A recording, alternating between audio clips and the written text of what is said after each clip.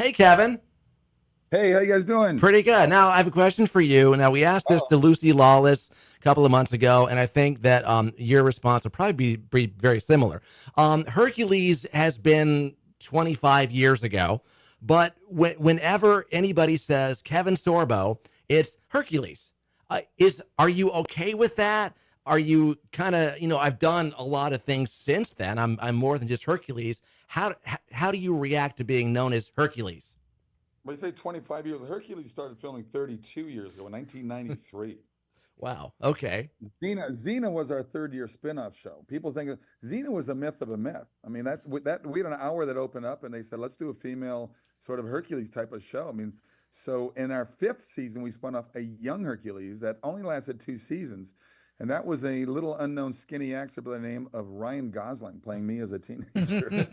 So that's that's how Ryan got his start. So look, I went straight from Hercules to a series called Andromeda. Gene Roddenberry's. I was the first captain ever created after Captain Kirk with Captain Dylan Hunt. So I did 5 years on that show as well, and I'm kind of glad I jumped into that right away Mhm. because it's easy to get typecast. I didn't want to become the Gilligan of my show. Right. Um, you'd be surprised the number of people that stop me now. It's not Hercules. It's not Andromeda. I get stopped 80% of the time. I get stopped through airports and hotel lobbies, grocery stores, whatever. Uh-huh. It's God's Not Dead. It's What If. It's Soul Surfer. It's Let There Be Light. That's what people stop me for now more than anything, which is pretty cool. Now you're re-releasing What If, which came out 15 years ago.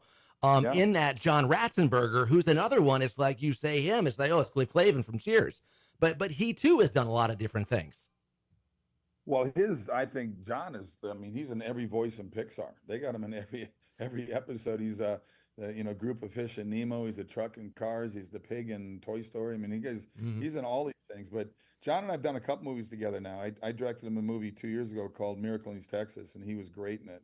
Another movie I'd highly recommend to people. But this movie was, it just hit home right away when I read the script. And Dallas Jenkins, who's now doing The Chosen, who's got a massive following around the world, he came to me and said, "Look, we're getting so many people wanting, streaming What If again." And it just to me is a better movie than God's Not Dead. God's Not Dead, we had huge word of mouth on that, but God's Hmm. Not Dead, the same writers did What If, and What If in my book, it's in my top three. I've done over 90 movies, and I think Yeah. it's a much better movie than God's Not Dead. Why is now the right time to re-release it and not in 5, 10, 15? I mean, why is 15 years the time to do it? Well, I talk about a lot. I do about 15 speaking events here. I've got 4 books out there, and every book, every speaking events I talk about that movie.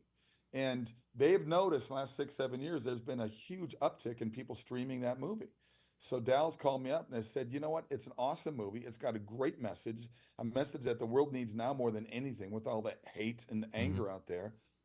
This movie is about love, laughter, second chances, you know, growth, redemption. Hmm. And I think these are all things that people are looking for right now. I think people have reached a tipping point saying enough of enough with all this stuff that's going on in the wild west of the internet and the Yeah. movies and TV shows that they're releasing and what the governments are doing and everything. So I think people are going to love this movie. I think it hasn't aged at all. Right. The actors have, but it hasn't aged the look on it. So I think people will love it. I think people can take their kids. It's PG.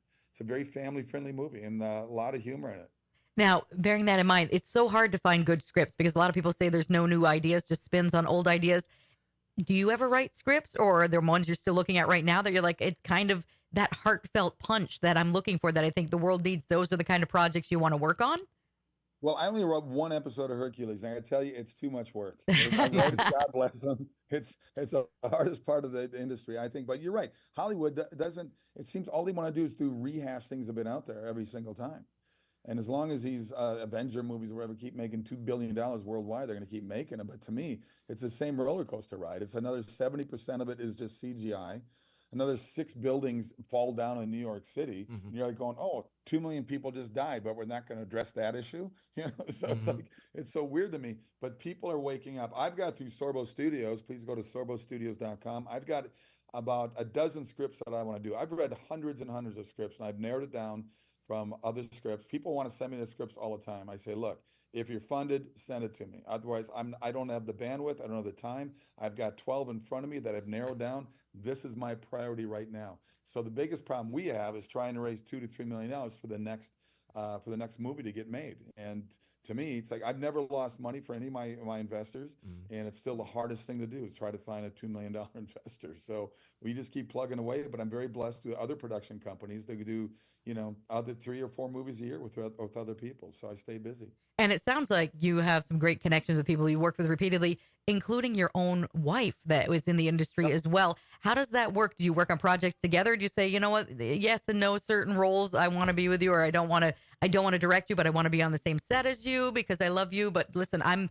married to this guy over here. It's been 30 years we've been together, so that's why I can ask this question from a heartfelt place, because it can be a lot when you take your work home with you.